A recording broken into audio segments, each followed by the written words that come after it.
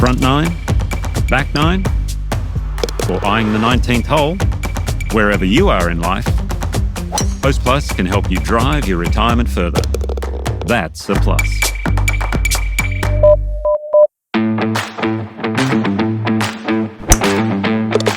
Welcome to Talk Birdie to Me with former world number 16 Nick O'Hearn and Tour Pro Mark Allen, live from Titleist and FootJoy headquarters. And thanks to our great partners, Host Plus, the official retirement partner of Talk Birdie to Me. Driving a BMW is like hitting the perfect shot. Smooth, controlled and powerful. Titleist, the clear number one ball in golf. FootJoy, the number one shoe and glove in golf. Better, when the greats bet, they bet with Better. Ping will help you play your best. And the Golf Clearance Outlet, who beat everyone's prices. Now, here's Nick and Mark. G'day everybody, welcome to Titleist FootJoy headquarters, and this week, Nicholas, it's the easiest BMW Touch of Class in the history of Talk Birdie to Me. That is the fastest one as well. Oh, I thought I had quick. a fast one last week. No, I've got you. No, well, for BMW, honestly. Elvis Smylie winning in his debut on the LIV Tour under lights with some kind of electric light show going in the background to shoot what he did in the last round, to beat the clutch player of the year of 2025, John Rahm, to beat the clutch player of the year who did win a tournament and lost a playoff in 2025. He did win a tournament? No. He didn't win a tournament. Yeah, I was going to say. And he did lose in a playoff, but he was still considered the clutch player of the year.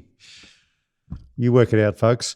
To beat that man in his first tournament is mind-boggling. So impressive. Oh, incredible. Well, I was watching a couple of weeks earlier. He was playing in Dubai. Yep. And I saw the scores. It was quite high, missed the cut by a long way. And I thought, okay, this may be a tough start to the LIV season coming up in a couple of weeks in Riyadh. But he just came straight out of the gun. The team environment obviously is suiting him down to the ground, and he shot ridiculous scores. Yeah. It was ridiculous. He was tied for the lead going into the final round.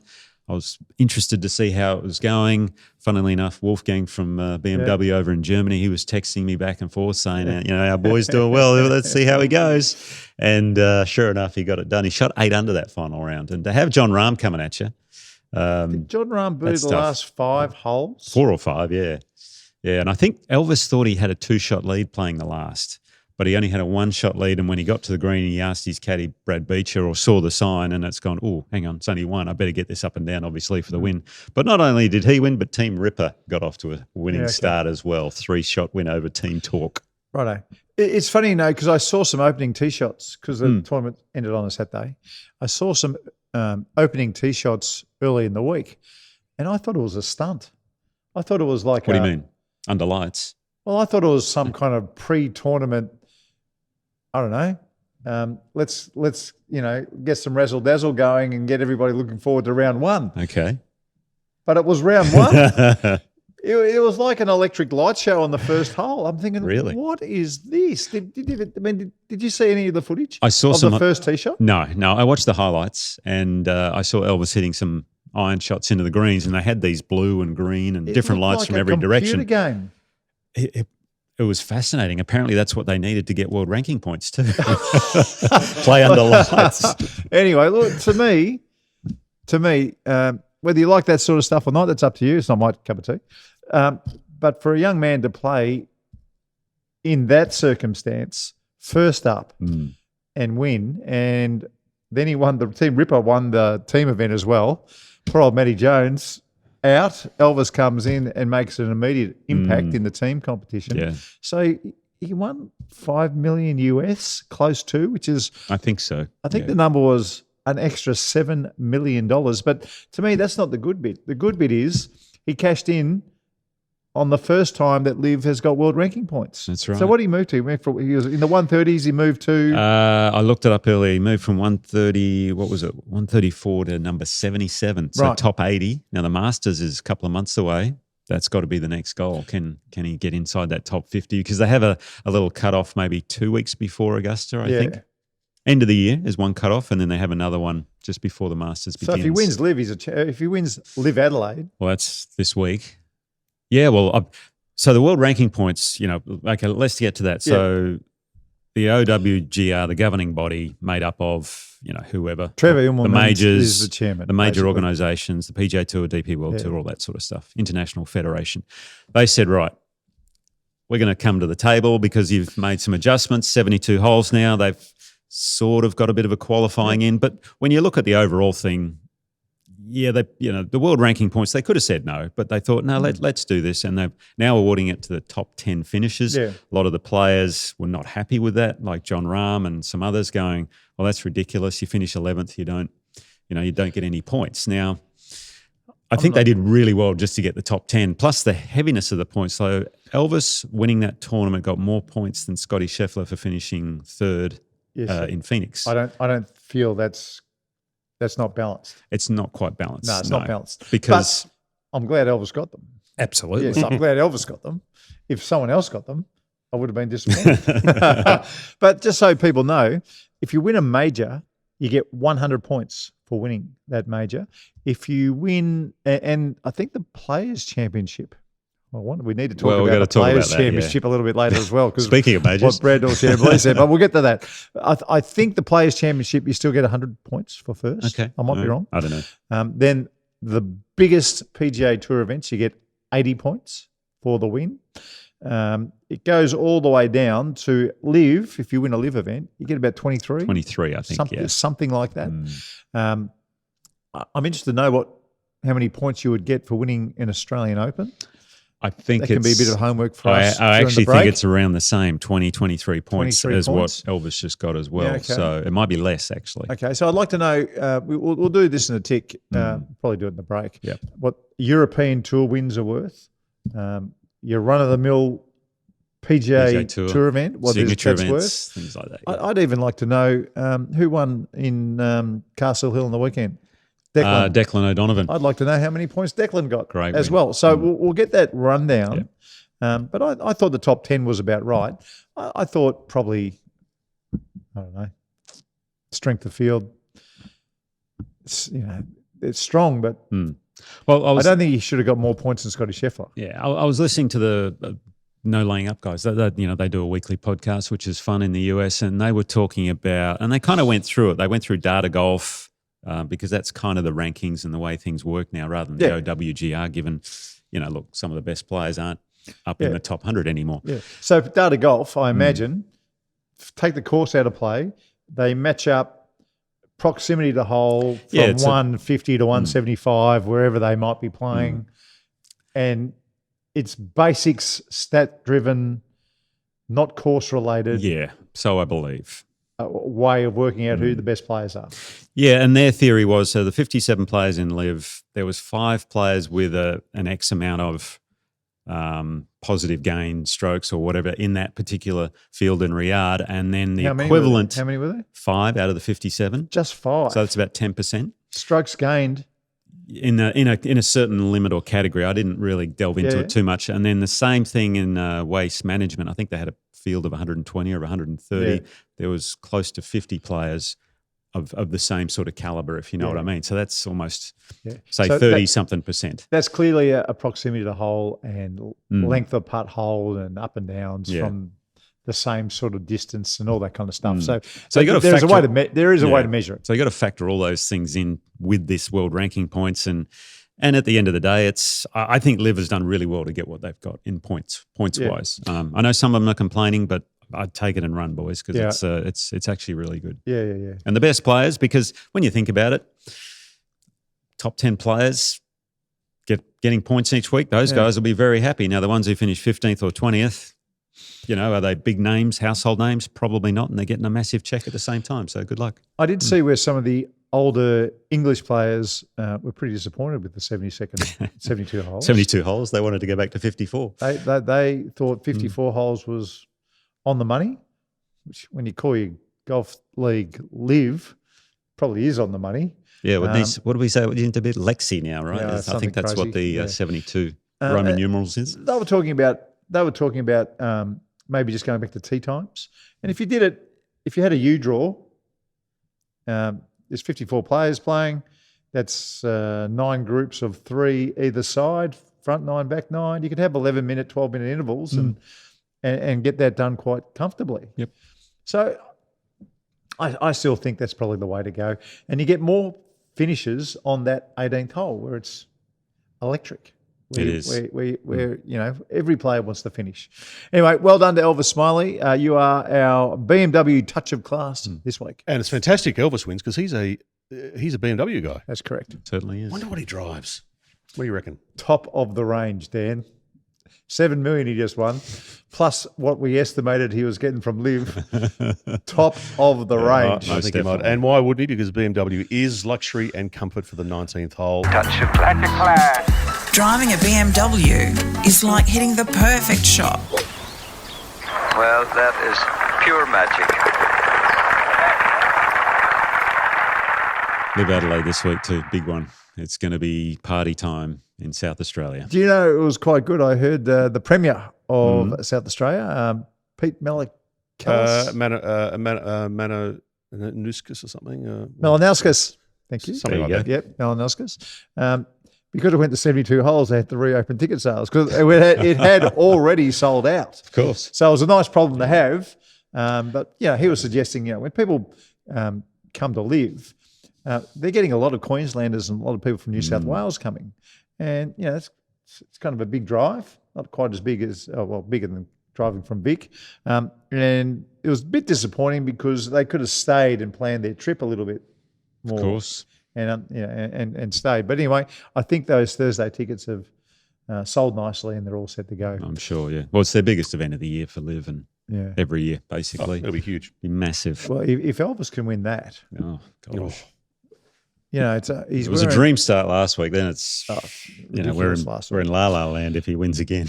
Now, can we talk about Brandel Chamblee? Now, last year, we were talking about the majors, and I said, if we're going to have 5 majors like the girls, then the logical choice is the Players' Championship. It's not my choice. My choice would be the Australian Open becoming a major, and it's a bit like the tennis Australian Open.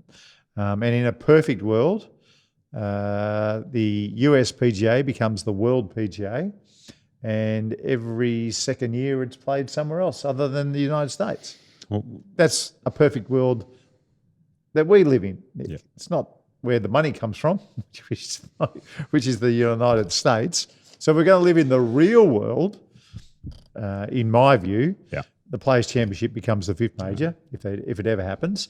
And maybe one day the US PGA feels like they'd like to give back to world golf, and they sent that major out every once in a while. That's in the real world. In reality, why don't we have a listen to what Brandel said in the beginning? he did say one thing that raised eyebrows. It certainly did.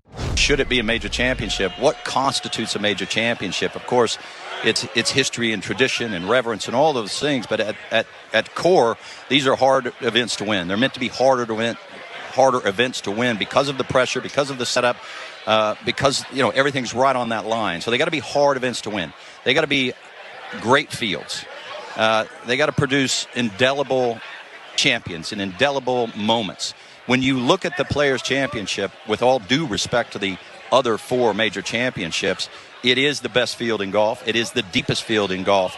And by virtue of the fact that only one person in its 50-year history has managed to successfully defend it, I would argue that it is the hardest major championship to win. All the others have had far surpassing numbers of those successfully defending it. So especially since it moved to the TPC Sawgrass, which in my estimation, save one hole, is perhaps arguably the best golf course that they play a major championship on from a shot values perspective. You can talk about aesthetics all you want, risk reward holes, certainly, but from a shot values standpoint, you cannot touch the TPC Sawgrass. So in every single way that a metric could be used to measure whether something is a major, the Players, to me, stands alone and above all the other 4 major championships as not just a major. It is, in my estimation, the best major. The best major, Nick. Not only a major, but it's the best major. Jousting sticks. Tell him he's dreaming. Well, there's a couple of really good points that he made. Yeah, he does.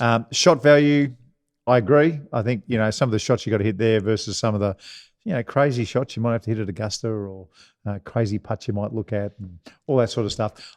I agree. I think that's right. He did make a point about the field. Isn't it strange that the two best fields in golf, which is the Players Championship and the US PGA, except for those club pros. Well, except for the club pros. Again, the Players Championship used to be before LIV came along. Yeah. And you could say the PGA, but you top still 100 got top 100 gets into the PGA. Well, technically, yeah, true. It has more of the best players. And when you look at the US Open and the Open Championship, it's full of qualifiers. Yeah, sure. Completely full of qualifiers. So in actual fact, the two... And the Masters is a limited field. So that's right. The Masters is a very small field full of past champions. So if you actually have a look at just the field strengths, the US PGA, probably the second strongest. So it's amazing that those club pros are still getting around. They should bring it down to 10, not 25. It's amazing how 10 many club pros. Just my view. Well, then we wouldn't get Blocky, Michael Block. Well, Blocky'd have to sneak in some other way. But the two strongest fields in men's major championships, if you're calling the Players' Championship a major, are probably 4 and 5 on the list of majors you'd want to win. So I'm going to ask you, if you had a choice right now, put them in order, which majors are preference that you'd like to win? That I would like to win? Yeah, you only had one. Only had one. If you could only win one major, which one is it? I need a caveat here. No, there's no caveats. If the British Open or the Open was at St Andrews, that would be my one. Okay. If it's not, it would be the Masters. That's a good caveat. I'm glad you brought it up. That's just my little... I was going to chop it off, but no, that's a very good caveat. How about you? Our Masters is the one. Okay. Yeah, the Masters is the one for me. British Open at St Andrews would be the dream. Yes. Give it the Sebi on the final hole. Oh, that would be a dream. Wouldn't that be something? Followed by the US Open. Followed by, if they were all majors, believe it or not, the Players' Championship. No, yes, come if they were all majors, the Players' Championship. Hang on up. What did you say? Then the US PGA Championship. Dan, you said something earlier about a couple of the past champions. Oh, yeah. So the comment about that Chamblee made, Phil Mickelson chimed in and said, I've won it. It's not. Yeah. And then Elk jumped in as well, and he said, Elk. 2-time winner here. It's not. Yeah. Well, that kind of sums it up. It's not the big. It's not the biggest thing in the world. That's right. It's not. But go on, keep going. I want to know your order of majors. So you've got. Oh right, yeah. So you've got depending on those two. St Andrews at. Let's just assume it's at St Andrews. Yeah. Open at St Andrews. St Andrews, Masters. Yes. US Open, PGA. PGA's always been down fourth on the list. Yeah. But as you say, that needs to become a world major. Now, I have so good. If they were ever going to have a fifth major, I'd love it to be the Australian Open, but I don't think that'll ever happen. Nope. I think 4 majors is perfect. Yes. Now, I actually have a suggestion on the women's side of the game because they have 5 majors. They used to have 6. Well, anyway, they seem so to they have swap around. They have the women's British Open, the women's US Open. Yes. They have the the women's PGA Championship, and then they have the Chevron and the Evian. That's right. Now, the Evian, it's whatever. They paid for it. Well, yeah, exactly. They paid for that. I would love to see them have 4 majors, but what I'd love to see them have is the women's British, yes, the women's US Open, yes, the PGA Championship, yes, which works, yes, and then the women's Australian Open as their 4th major. Because it's funny, we have a schedule coming up here in Australia very shortly where there's 4 women's events on the WPGA, which are co-sanctioned with the Ladies European Tour. 2 of those are the Women's Australian Open at Kionga, and then there's the PGA at Sanctuary Cove. Now, if we could make that Women's Australian Open, because we're going to get really strong field at those. You've got Kari probably will play, Hannah Green, Steph Kiriaka, Grace Kim, and all them playing. Yep.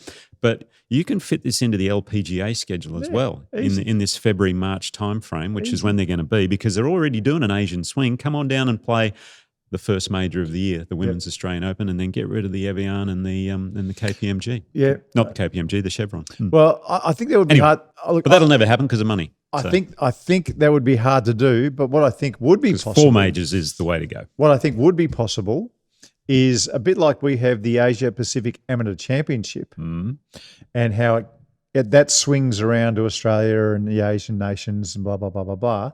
I think they could have a Asia Pacific Ladies Championship and have that swinging around the South Pacific.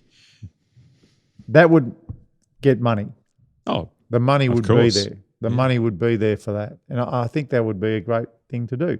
But I just like the idea of 4 majors rather than 5. So we are living in a fantasy world. The real world dictates what happens. And the real world in professional golf, and you and I both know this, you need a shitload of cash. you do. Yeah. To stump up and get some gravitas coming your way. And look, Brandel Chamblee, I like the guy. I've love him. always got on well with him. But he's paid to be controversial. We all know that. Is he? Yeah, exactly. He'll come out with some very interesting takes from time to time. By the way, I think the he's grandstands behind him on that footage we wow. just showed, it's getting bigger and bigger waste every year at management. Phoenix. It's crazy. You know what? I was really disappointed about the Phoenix. Well, 2 things. Yeah. I was really disappointed when Hideki had a putt to win the tournament. The Goodyear blimp shadow went straight over him. I didn't see that. And then you told me, I watched it back and went, you're right, it did. Folks, I'm going to find the footage. And then someone yells out. Get in the hole just before he's about to take the putter back. So I reckon he would have hit the putt if the shadow didn't go directly over him. I reckon he would have been okay. But I reckon when the shadow went over him when he was about to hit the putt, he's probably thinking, should I stop? Should I pull away? And then the bloke who yelled out, get in the hole, made it easy for him to stop and go again. To win it for a third time.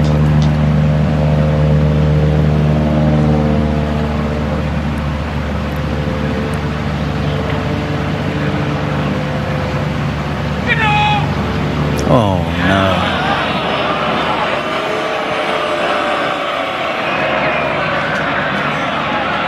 Yeah, he deserved to be booed for that. Then some other lunatic when he's on the first playoff hole and he did a Tiger Woods and stopped halfway down.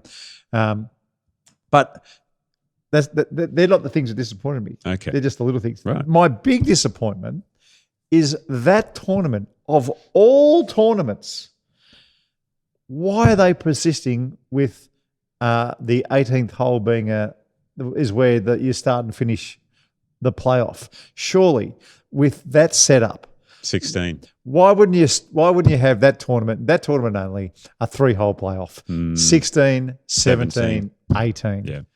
Why True. wouldn't you do that? It's just so perfect. I mean, when you see what's there, I think they should put up their hand and say, hey, listen, Brian, what's his name? Brian Rollap. Said, we're a little bit different here. We get more people coming through the gates than anybody else. We've got 16, 17 and 18 set up like it is a football stadium. It's full of lunatics. Surely we do that. Well, they did run into the Super Bowl, I think, anyway, when they went to the 1-hole playoff. So maybe that's why they don't, because Well, maybe 3 holes they're would all- really go into halftime almost. Everybody was leading. Who But, knows? well, next year, if Brian Rollap gets his way and the Phoenix tournament starts after the Yes. Super Bowl, Then then you- they've got to do it.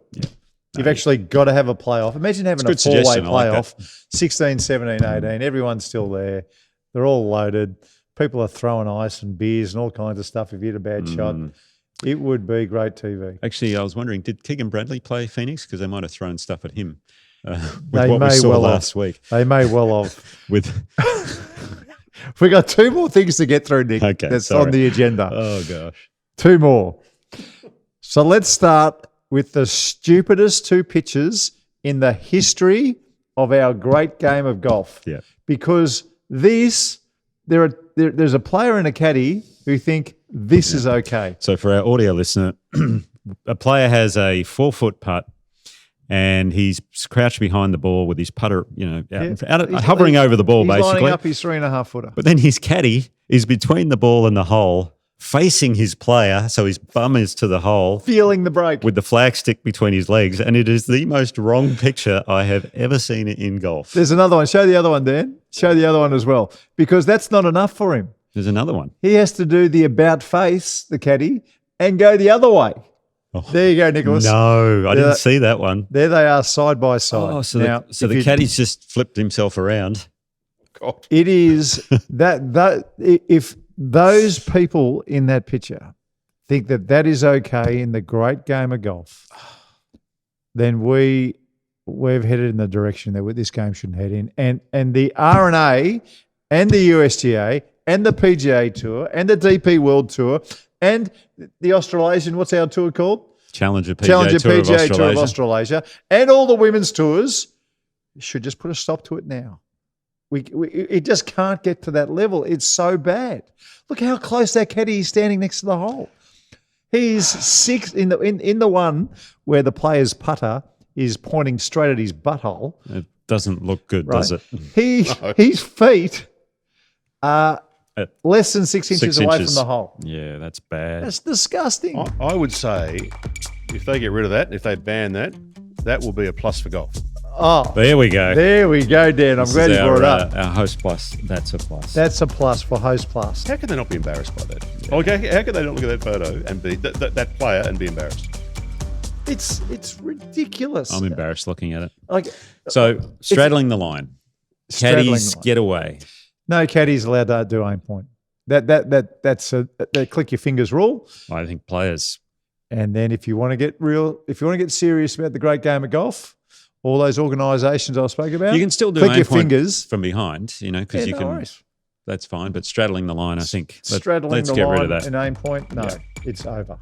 Well, I reckon if we were to speak to the Host Plus team, they are massive golf fans, by the way, as we know. I know. If we were to speak to them, they would agree that would be a plus for golf. Host Plus, Talk Birdie Simi's official retirement partner. Good work, Dan. Now, the chili dip that went around the world. Oh, this was a good one. Oh, wow. Now, I didn't realise Colin Morikawa, I think he missed the cut, didn't he? I think he did. Yeah. Yeah. I didn't realise he had some heebie-jeebies with the chipping. I had no idea.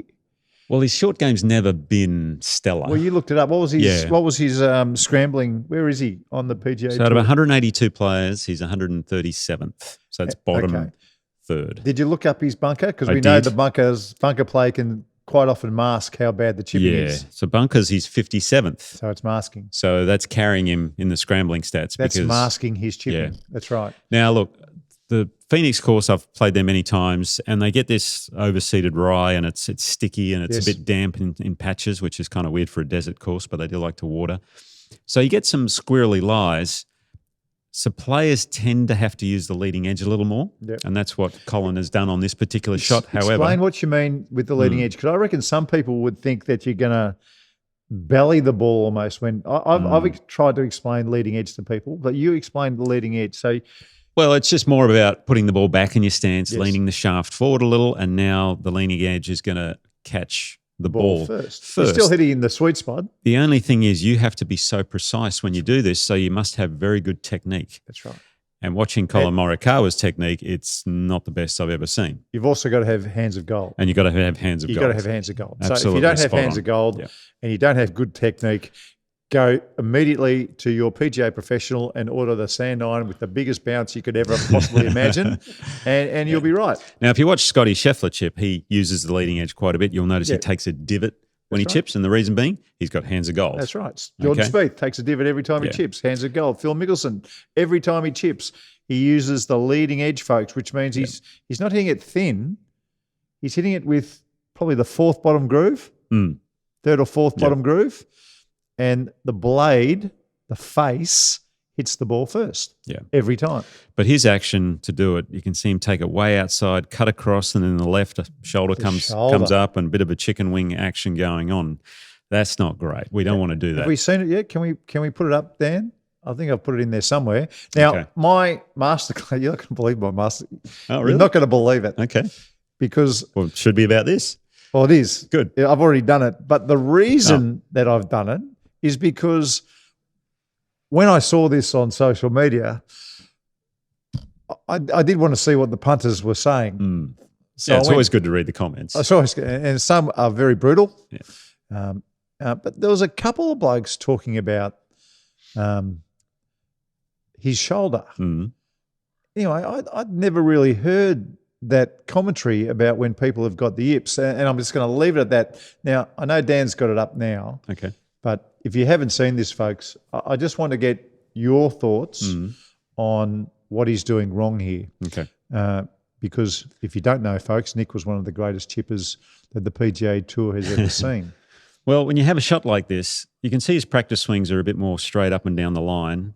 Yeah. And then when he does take his action, he takes it a lot further outside and then just cuts across it.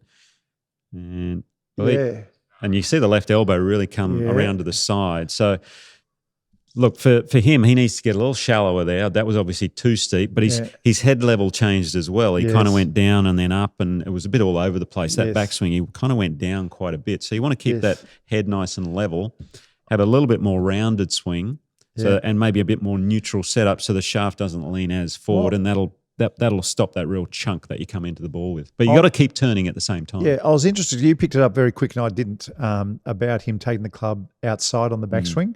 What I did notice, the only thing I noticed when I watched it was that he had a closed stance, like our Brett Rumford, who invented it, as far as I know. Brett Rumford invented it, who's actually gone to LIV to commentate.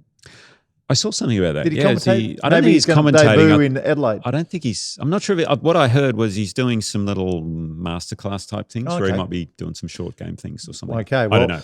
Brett Rumford had the closed stance. I hope they thing. paid him well anyway. So you tell me, if you've got a closed stance and you're taking it outside, wouldn't you disconnect a little bit? Yeah, that doesn't. That's not gel. great. No, that doesn't work. Doesn't gel. So if you go back and have a look at it one more time, Dan, if you could get it up just one more time, you can see his feet are closed slightly. Here we go. See how they're closed? Slightly, yeah. And he takes the club outside. Now, I've never seen that before. I mean, if you're going to take the club outside, then I would have maybe an open And then he stance. got there and he was trying to scoop it. And there's a lot of... Don't give my masterclass away. Well, let's coming forward to up on the back nine. That'll be good. That's coming up. Have we covered everything, Dan? I think we have. That's been a long first half. I think we need to go and have a sausage roll. Sausage roll. We haven't had a sausage roll for a while. Yeah, no, true. Yeah. All right, we'll see you on the 10th tee.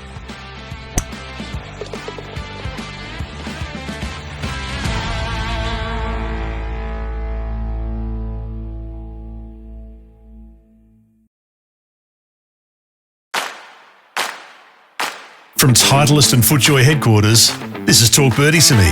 We're here for BMW, luxury and comfort for the 19th hole. Host Plus, the official retirement partner of Talk Birdie to Me. The golf clearance outlet, they beat everyone's prices. Ping will help you play your best. And better, ahead of the game. Now for Titleist, the number one ball in golf, and FootJoy, the number one shoe and glove in golf. Here's Nick and Mark.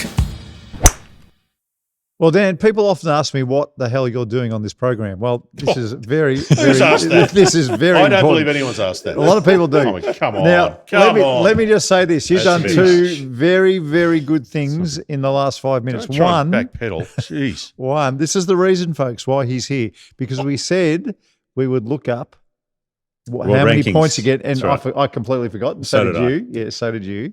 And the other thing he told us was that if you are watching on YouTube on your big TV, if you go into settings, quite often you won't be on the 4K setting, Dan, will they? Yeah, well, so I was watching and I was thinking, why? But it doesn't quite look as it should look. And I discovered that, I don't know this, I should know this. There's a little settings button on YouTube and you can choose whether you watch in 4K or watch in Standard def or whatever it is. HD. Click 4K and bam. Yeah, okay, so Talk Birdie to Me is available in 4K, folks, if you didn't know. And if you've got a 4K TV, what a waste if you haven't got your YouTube setting to 4K. So that's one of the reasons why we keep Dan on. And by the way, make sure if you haven't subscribed, you do. You might actually think you're subscribed, but you're not. You may not be. So make sure you subscribe. The other reason we got Dan is because he does so much work behind the scenes, and you and I wouldn't have a clue what to do. No clue. We wouldn't whatsoever. have a clue what to do.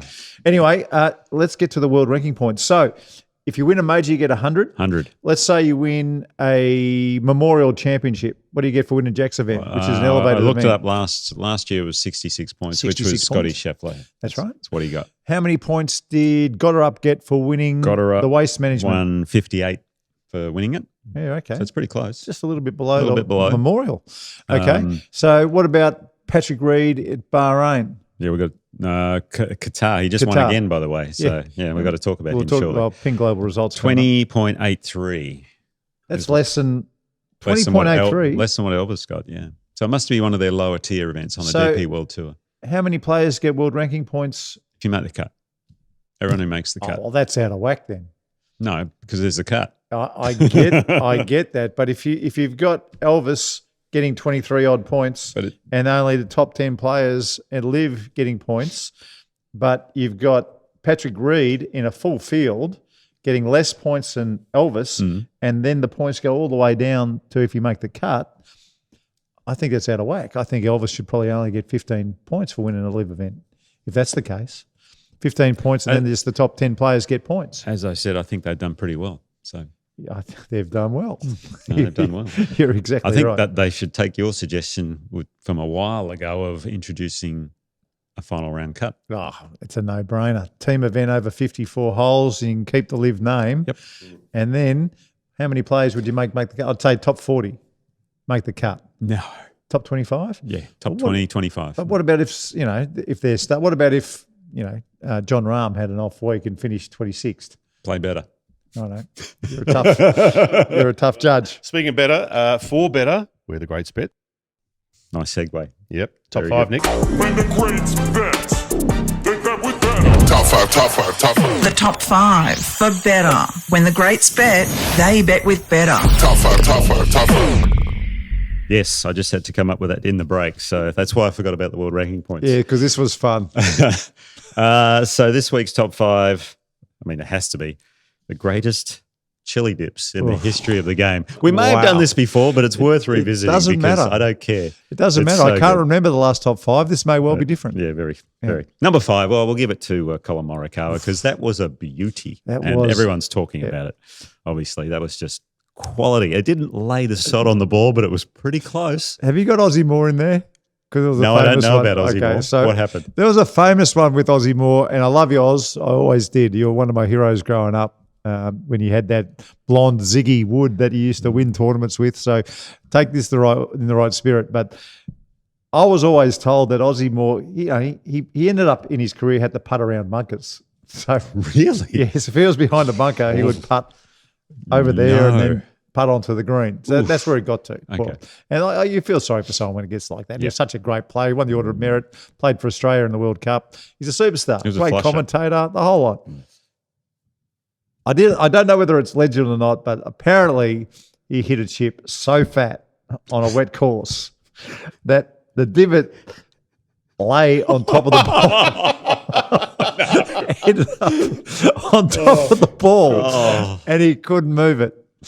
Anyway, Yeah, well, what do you do there? I don't know. Can you peel the divot back? I don't know, Nick. Take it off. I don't know. Oh, we need to get some. I wish there if was. anyone knows about that story, please let us know because that is a beauty. Get in touch. But In he fact, didn't maybe we should get Aussie on to Fine. talk about it.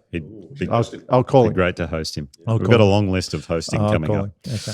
Okay, anyway, he wasn't in my top So five. what's number 4? Number 4 was, and the only reason this is in there is because everyone was talking about it at the time. Tiger Woods, when he had the chipping, he didn't really. I'm not sure if he had the chipping yips, but there was a shot he played right of the 13th hole at Alworth, my home course, where it was a par 5, and I know it well because that's where I used to go practice my chipping. You were into the green in Bermuda to an elevated green. It was the smelliest chip you could find on the golf course. And in his tournament, I think it was called the Hero, back in the day, he just kept chunking it from down there just constantly. And it was just one of those things everyone started talking about. So it's a very famous chili dip. So that's why I threw him in there. There's his 4th shot. This also just a moment ago. Oh, my.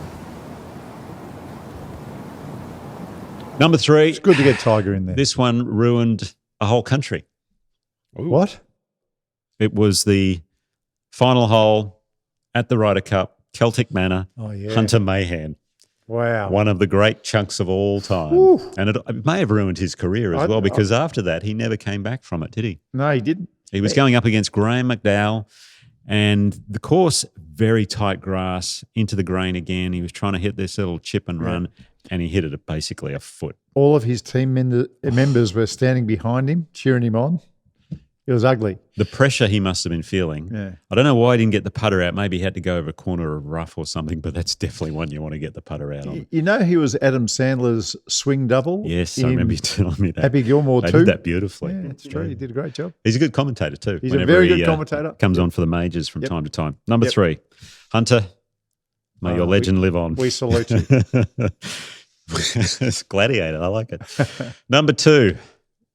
This was a tale of 2 moments, I guess you could say. But the Open Championship, St Andrews, final hole, 1996 from memory, or 95, Constantina Rocca, final hole. John Daly, he's in the clubhouse. Yeah. Rocca needs to make birdie to send it into a playoff. He's just short of the Valley of Sin, and he completely chunks it.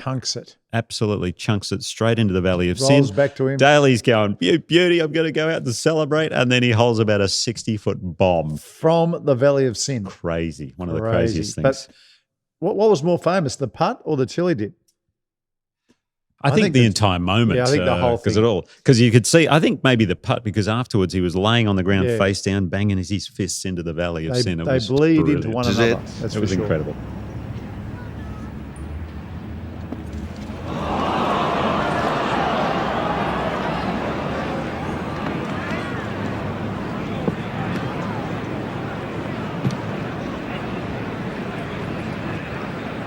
Quite yet, my darling. It ain't over, but I must say the odds are in your favour.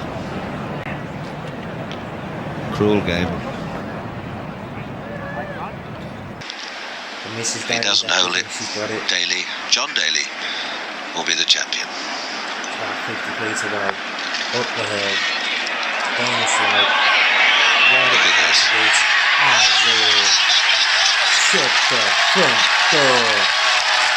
Oh my God, you must be feeling sick, John Daly. That's number 2. Number 1, the greatest chili dip,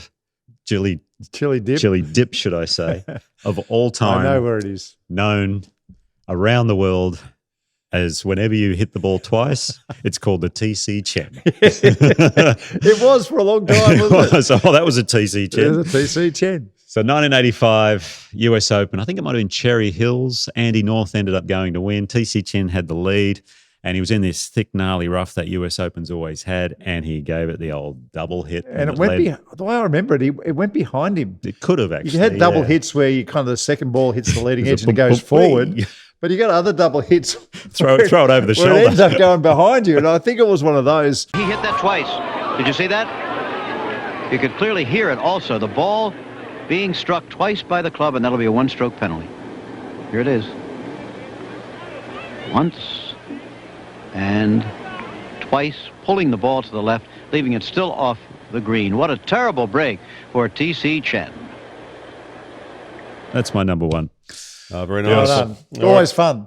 Ready for a bit of feedback, guys? Yes, please. Okay, for Southern Golf Club, time for the letters and the emails. Talk Birdie feedback. Thanks to Southern Golf Club. All right, as you'd expect, heaps of feedback on Elvis. We won't go through a bunch of them, but there's been lots. Greg has said, well done, Elvis, one of the brightest stars in Aussie sport. And this comes from CJ. This is for you, Marco. It looks like Elvis does play better with a couple of bucks in his pocket. He didn't blink with Rahm closing in. If he's competing like that, I'm going to watch LIV instead of putting myself through the pain of the PGA World feed. Well, look, I think Nick O'Hearn made a really good point last week about that. Everyone's different. Some people can dig deep when the going is tough, and others it feels like a burden, or they use a Greg Norman terminology. A monkey is off their back when they've got a pocket full of money. Now, I was certainly one of those when things were going well for me. It was like a free hit. Golf was like a free hit when you were all set to go and didn't worry about where the next dollar was coming from. But I'm also proud that when things were tough, that I dug deep and played quite well also. Yeah. So everyone's different. Yeah. And well, at the end of the day, Elvis performs under lights. Yeah. Very nice. Had to go there, sorry. Yeah, that's good. In February, March. Yes, that's right. Yes. Jeez, his 2 favourite months. I always told you, his 2 favourite months. February, March. Look out, LIV Adelaide then. Yeah, that's right. Greg has written in, hey, Nick and Mark, you have done an outstanding job listing your top 10 courses. I've played and caddied at most of those. The top 3 are bang on. You mentioned Huntingdale as one that's going to jump quickly after OCM have weaved some magic, and having seen the pictures, I totally agree. The one not discussed, though, is Long Island. That's going to be ready in March, another masterpiece from OCM, and I've seen the changes there. I think it will go straight past the other 3 national courses, and it may challenge the very best. Everything OCM touch turns to gold. You're not kidding. You've had a wander around Long Island. Yes. Long Island I always thought that if it had a South Oakley address, which is the middle of the Sandbelt, folks, if you're from interstate or overseas, if it had a South Oakley address, then Long Island, even back in the day, would have been rated a lot higher than it was because of the land. The land is just these beautiful rolling hills and sandy and the whole lot. But I drive past it an awful lot these days because my son trains for basketball down there at Frankston. Okay. And I'm always peering in. My God, it looks unbelievable. Yeah, the short game area they're doing left of the clubhouse. That looks unbelievable. This could be incredible. I haven't walked the front 9, which they've reshaped, but it's meant to be opening relatively soon. The back 9, or the 9 that I know as the back 9, is very tough. Yeah. Which is great in a sense, but it'll settle in and it'll really start to, I think, mold in with the land and everything. And I got to be honest, it may become the best out of the 4 courses the National have. Yeah, I've heard exactly the same thing from a lot of people familiar with what's going on, that it might automatically become the number 1 course at the Nash. Well, Greg reckons too. Time will tell. Wow. Yeah. Alan this is also on the top 10 list you did. Alan has said, more of this sort of stuff, please. It's great to hear reviews from golfers who know what they're talking about. Yeah. Must have been on a different podcast. Well, that's good. Maybe. That's good. Well, when you consider some of the last, top 100 things that we've been looking at, we know they're wrong. Yeah. We just do. This is interesting. This is a question from Jim. Jim has said, love the list. I'd like you to do the top 10 most overrated courses and the top 10 most underrated courses. I would suggest Bribey Island is in the mix for most underrated. Well, I don't want to. Bribey Island. Never played there. I don't. You don't want to be cruel to courses and do an overrated thing. I don't think. Well, could do the underrated. Underrated. I'm really happy to do that. I don't want to dance on golf courses that. Really, that's unlike you. Yeah, I know. I know. Rounder has said, these lists are so subjective. I've only played 3 of the courses on the list and I haven't played PK. But do you think you are rating both PK courses so highly because they are so perfectly conditioned? No, but condition is definitely a factor. And when you drive through the gates, you think you're in someplace very, very special when you do the drive-through. No, I just think both courses are brilliant. And they're absolutely brilliant. They're right next door to Long Island too, so right that gives you an idea of the land. Yeah, right next door to Long Island. And the more I was thinking about our top 10, because I kind of peered back and had a bit of a look. And when you use which golf course would you rather play for the rest of your life method, I think the top 10 was pretty accurate. I mean, my own personal one, I'd have PK North in front of Vic, but that would probably be it. That would be the only change that I would do. Heaps of comments on the top 10 list. This is the last one we'll read out today. This is from Jack. Hey, guys, I love the top 10. I got PK North as my number 1, as it's one of the only courses that I've played on the list. So, that's now I'm judging that. However, I would like you to do a top 10 public courses. Now, I'm not sure that you guys are the best people to do it, but I reckon who would be the Wolfpackers. Yeah, that's a very good point.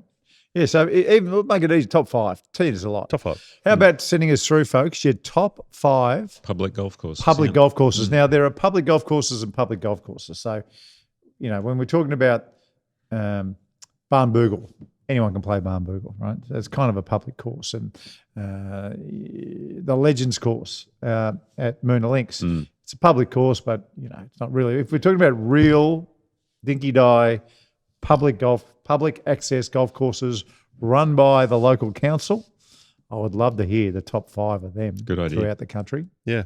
And so we'll find some prizes for that too that we'll give to people. We'll choose a few people, but send it in on the socials and let us know what you reckon is the best couple of public courses and why. Can I say Centenary Park right up there? That's another one. That's a good one. Down in Frankston, quite often when my kids training, I go down and have a putt at Centenary Park late at night. Yeah, I wonder if it looks amazing. My old course is back in Perth, Marangaroo and Carramar. Yeah, that's where I did my traineeship and worked. They were fun golf courses. Yeah, that's right. I remember Albert Park. I thought Albert Park was Augusta National when I first started playing golf. And Ringwood Golf Club is where I started playing golf. And my grandfather used to take me to Brighton Public Golf Course. Good. I remember those days. They were fabulous days. I started at Embleton, which we call Royal Embleton, of course. So, fun little 9-hole par Nevada 31. It's a great track. You know who is an expert on this? Hmm. Ewan Porter. Ewan Porter plays as many public access golf courses as anyone I've ever seen. And he always puts them. He's worth the follow, folks. Ewan Porter on very good on Twitter. I imagine he's got an Instagrammer as well. But yeah, to see what he does, and he's still swinging like a star too. Ewan Porter, my God, how's that swing? Pretty good. I was out at Kooringal the other day on the weekend. It is a beautiful looking Kooringal's sensational golf course. Beautiful course. No, really nice. Bobby has said, put me in charge of the rules, and I'm going to do two things. I'm going to ban caddies within 25 metres of any green. I didn't pay to see the caddies. And I'm going to put a shot clock behind every green with a sergeant major calling, your time starts now. Well, you got to have the caddy on the green. That's fine on the green. It's you got to be on the green. Yeah. I know what he means. I actually wouldn't mind if they didn't read putts, because reading putts is a skill. Yeah. Now, at the same time, caddies are there to obviously offer advice to their player about all parts of the game. So it'd be hard to just separate the green from the rest of the course. So I don't mind them helping, but just, I like the theatre of when a caddy gets the read wrong and the player looks back and looks at him like, what the hell am I paying you for? Yeah. That look. Tyrrell Hatton has that look a lot, I think. Yeah. I like the theatre of that. So I'd leave it all the same, but caddies, they are not allowed to straddle the line of any putt. No way. Just had one more bit of feedback come in while we've been talking. This is from Steve. Guys, enjoy the show. Last week you highlighted Keegan Bradley taking 1 minute 45 seconds to putt. I think it was 1 minute 14 actually. Minute 14, yeah. So not 1 minute 45, but still a long time. I just timed Patrick Reed 2 minutes and 4 seconds on the 18th at Qatar, round 3. 2 minutes and 4 seconds. Yeah, that's very bad. It's a bane on our game. It's very, very bad. Yeah. It shouldn't happen. That's where the officials have got to get in there. I think players, they use it to calm down, and I'm sure they do. They don't need 2 minutes to read a putt. Playing fast is a skill. It needs to become a skill. It needs to become a skill. Every other sport, it's a skill, but golf, unfortunately, it's not. I think aim point's a tactic. That's what I think. It's a tactic to calm your nerves. It's got ridiculous. There were some people, actually quite a number of comments, who said that Keegan apparently has OCD. And so if that's true, that would explain to some degree why he's a little like that. Okay, well, Keegan and his OCD need to start putting faster. Well, that's the feedback for the mighty Southern Golf Club. Ping Globals, Nick. All right, here we go.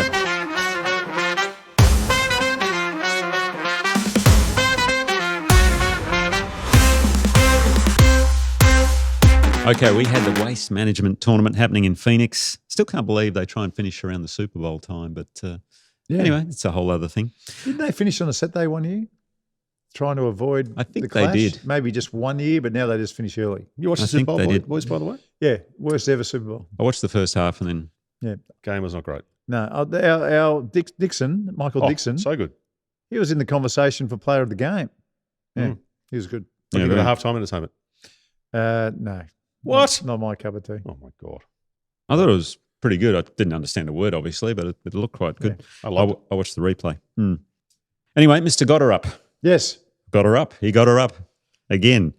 On the first playoff hole over Hideki Matsuyama after he bogeyed the 18th with the blimp, the whole crowd, putting him off, and then unfortunately he also hit it in the water. But Gotterup, what a finish that was from him. He birdied 5 of his last 6 holes and then birdied the playoff hole. Can you put the slide up, Dan? This is the slide of Gotterup, and he's hitting his last shot, second shot into last. Look at the scoreboard there.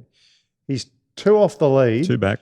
He's in a rotten spot to a pin that would be tough to get at from that spot because it's out of the rough and the greens were firm. It was a good angle, but he hit it to 2 feet. It was incredible. He hit that shot to 2 feet. He's got a very much a homemade swing, hasn't he? Yes. Yeah, and he does something. But yes, Dad, can we show the Gotterup trigger how he starts his swing? Because if the Masterclass of the season, keeping that in mind, he is a right ear high guy. Yeah. So it's a little trigger. Oh, hang on, here's his shot. Does he do it here? Yes. There's his little trigger. You can see the trigger there. The head just turns back, tilts. and that's how he starts his swing. So he moves his head to the right, and that right ear goes high, and there's that last shot. But then there's a picture of him that I sent through. He's just warming up on the range, or he's trying to stay warm after he finished. Now, folks, watch closely as he takes the club away. What he does before he takes the club away is he moves his head. He gets that right ear nice and high, and then he starts his swing. Yeah. So does Keith Mitchell. You're just solving. So did Bobby Jones. So did Jack Nicklaus. Solving world problems every week, Mark. And well done. So do I. I'm invested in the right ear high these days. Yeah. Anyway, it was a very disappointing week for Scotty Sheffler, who got off to a rocky start, 2 over. Yeah. Almost thought he was going to miss the cut, but he only missed the playoff by 1 in the end after giving everyone a massive head start. Ridiculous. Finishing in a tie for third. Here's a scary stat for you with Scotty Sheffler. That is his 17th straight top 10. Shivers. His last 17 tournaments, he's finished top 10. Shivers. That is crazy good. I wonder what crazy the record good. is. I don't know. I should look that up, but anyway, I will. You do this. I'll see if most top 10s ever. I don't think Tiger did that. In a row. I don't think Tiger did that. So okay. Anyway, Ryan Fox was the best of the Australasians, tied for 24th, and Minwoo Lee tied for 28th. Minwoo was going well, but just had a tough final day, a couple over. LIV Riyadh, as we mentioned, was under lights, the first 72 holes ever, and official world golf ranking points available, where Elvis Smylie had a one-shot win over John Rahm. And the Team Ripper had a 3-shot win over Team Talk. Now, Lucas Herbert, who got off to a real rocky start, he was 20 under his last 3 rounds. So he really helped carry the team. He finished tied 9th in the individual. Cam Smith tied for 13th and Mark Leishman tied for 22nd. Nick, can I ask you a question? How much would it change how you approach your game if you're playing under lights? Because I know in other sports it changes it quite significantly. Never done it. Couldn't tell you. So obviously it works for Elvis. So he probably want to go to every under lights place. I have a feeling the shadows can put you off a little bit where, because you have shadows in every direction when you're under lights. I remember playing a couple of holes in darkness or practicing early in the morning on the driving range or on the practice putting green where you had to warm up and it was dark, so they put the lights on, and that felt very funky to me and a bit weird. So, but the more you do it, I'm sure you get used to it. I guess like anything, you get used to it, right? Yeah. Yeah, those strobe lights going along at the same time, the reds and the greens, and that'll take a lot of getting used to. Yeah. How you going there with Grok, by the way? Grok is hopeless. Don't worry about Grok. I was typing stuff in, and it was what you were saying was going into it. Shut up, Grok. Don't even just get out of it. Anyway, all right. Continuing on with the Pling Globers. Thank you. Continuing on, they were in Doha, Qatar. Sorry. Oh, geez.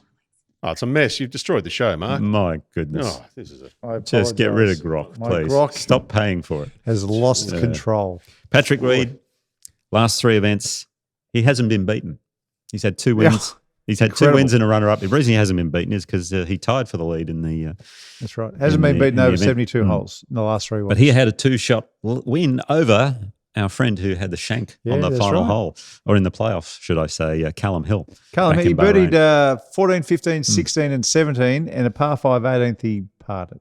Yeah, very They good. could have had 5 in a row to Patrick really Reed, put some pressure on. pretty much locked up, I think, he's top 10 for the PGA Tour next year off the DP World Tour standings. We'll see you in 2027 on the PGA Tour, Patrick. Moves Full to card. number 17 in the world as well. Look out. Just off the European Tour. Well, he's been playing other events as well. Of the Aussies and New Zealanders did well. Tied 9th was Dave Micheluzzi and Kazuma Kabori. Well done to them. Tied 18th was Daniel Hillier. Jason Scribner tied 24th, and Ryan Peake tied for 44th. Little shout out to a guy I used to play a lot of golf with over there, Padraig Harrington. Yeah. He's in his 50s, made his 500th DP World Tour start. Oh, my goodness. Wasn't that incredible? That's 500. amazing. Yeah. Made the cut, finished tied for 34th. So well done, Paddy. He's a great bloke. In Asia, they had the Philippine Open where Korean Woo Yong Cho had a 4-shot win over Thailand's Pavat Tangkamel Prasert. That was a long name to get out. The Aussies, Travis Smythe was 3rd. Well done to him. Jack Thompson tied for 18th. They were the best. And talk birdie to me's own, Austin Truslow tied for 9th. Getting his season off very nicely. You really have claimed him, haven't you? I have, absolutely. Yeah. Well, he's heading to the New Zealand now because he's going to play the New Zealand Swing coming up. So that'll be fun because it's co-sanctioned with the Asian Tour. I've ditched Grok and just went on the Google. Okay. And I got the answer for the most top tens in a row. Yep. What do you reckon it is? What's the number? Oh, I'll give you a clue. I guess, Scotty Sheffler was it hasn't Tiger? got it. It wasn't Tiger. Wasn't Tiger. Oh. Go on. 65. What? Now, that should Well, they're give in you a clue. 12-man field. No, it should give you a clue, though. Was it a male or a female? No, it's a male. Okay. Should give me a clue. Byron Nelson. Oh, okay. 65 consecutive tournaments. He had top 10s in a row between 1942 and 1946. That would have been when he won 11 in a row and he was just a dominant force. He had 18 wins out of 23 starts in 1945. Byron Nelson That's a start. will hold that record Forever. Forever. Yeah, impressive. Okay, locally we had the WebEx Players Sydney event going on, hosted Castle by Hill looked good on TV. Peter O'Malley. Yeah, Castle Hill looked great. It was pretty soft because they had a bit of rain. Still looked good. Scoring was low. Declan O'Donovan, 5-shot win over Brady Watt. Didn't he turn pro like 3 months ago or something? 3 months ago, he only took up golf 6 years ago. No. He's 22 years old and he's won in his 7th pro start and he only took up golf 6 years ago. How good's that? That's remarkable. Yeah, he's pro. His coach is Ben Patterson at Avondale, and he said when he first came along, he was like a 10 or a 15 handicapper, and look at him now. He's incredible. That's the second best I've heard. The best I've heard was Aaron Badley. From the time he first picked up a golf club to the time he won the Australian Open as an amateur was 5.5 years. Ooh, wow. That's impressive, that is. Jeez. That's freakish. Also, a good week for Steph Kuriaku, who was playing along nicely. She finished in 3rd. She's got a big year ahead. We also had the Australian Amateur going on. That's right. At the WA Golf Club over there in Perth, where Billy Dowling took out the men's and Jazzy Roberts took out the women's. She shot a final round 10 under 63 for a 6-shot Billy win. Dowling had a good one going too. He So had a two 7 final under rounds like you wouldn't believe. He had a 7 under 63. It was a different par for the men and women. He had a 5-shot win. Jazzy had a 6-shot win. 2 names to look out for the future: Jazzy Roberts and Billy Dowling. And that's this week's Ping Global Results. Beauty. Ping will help you play your best. Now, we've got the Masterclass in a sec for the golf clearance outlet. By the way, with LIV on this week, they've got a LIV-inspired sale on. They're calling it their golf sale, but better. 60%, up to 60% off in-store and online. And an added bonus, if you spend $200 or more and you apply the code 20OFF, another $20 off. At the golf clearance outlet. It's ridiculous. Love it. How good is that? Can I put in a plea to our Wolfpackers in Melbourne? There's a putter at the Oakley East store. It's a Go Low. Did you Scotty leave yours Cameron. there or something? It's a 33-incher. Don't buy it. I want it. I want that particular putter. Okay. Next time I go back to do the ads, I'm going to buy it. So please don't buy that putter. The Go Low 33-inch, it is a beauty. All right, well, just sitting there. We are back in Doing seconds nothing. with the Masterclass from you, Mark Allen. Yeah, it's not quite the tip of the season, but it'll be in the top 5. That's next.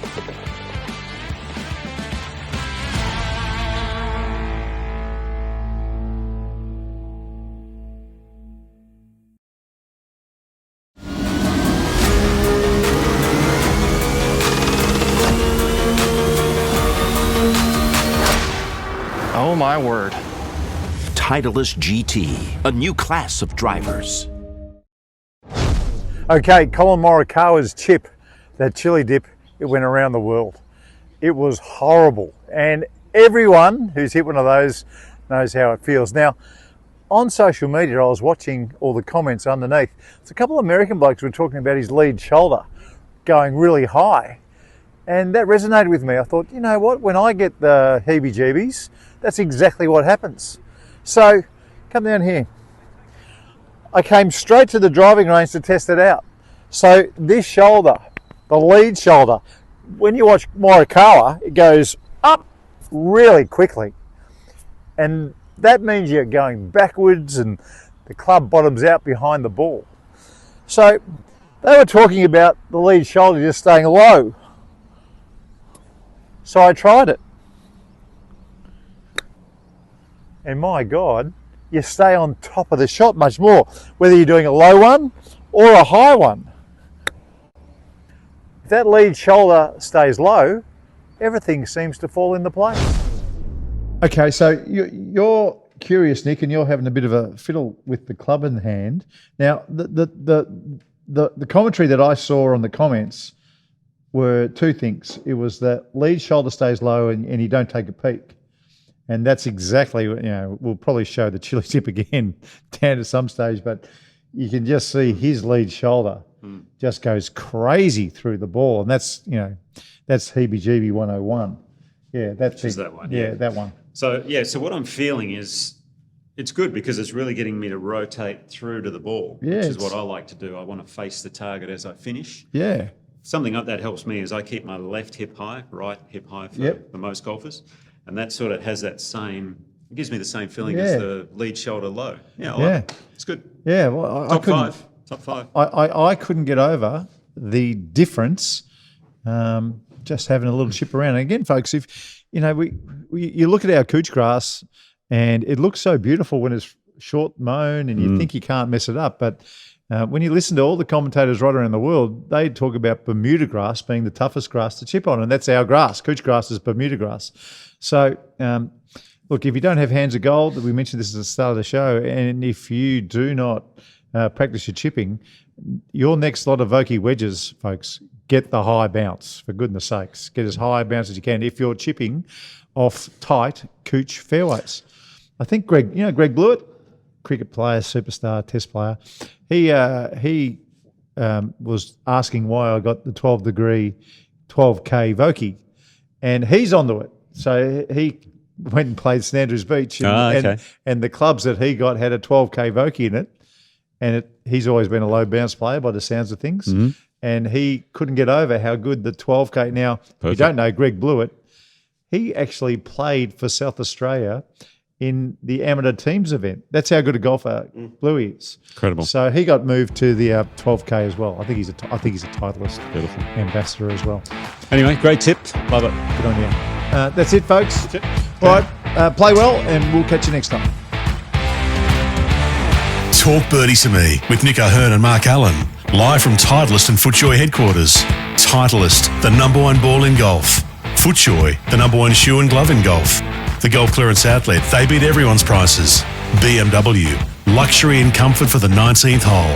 Better, ahead of the game. Ping will help you play your best.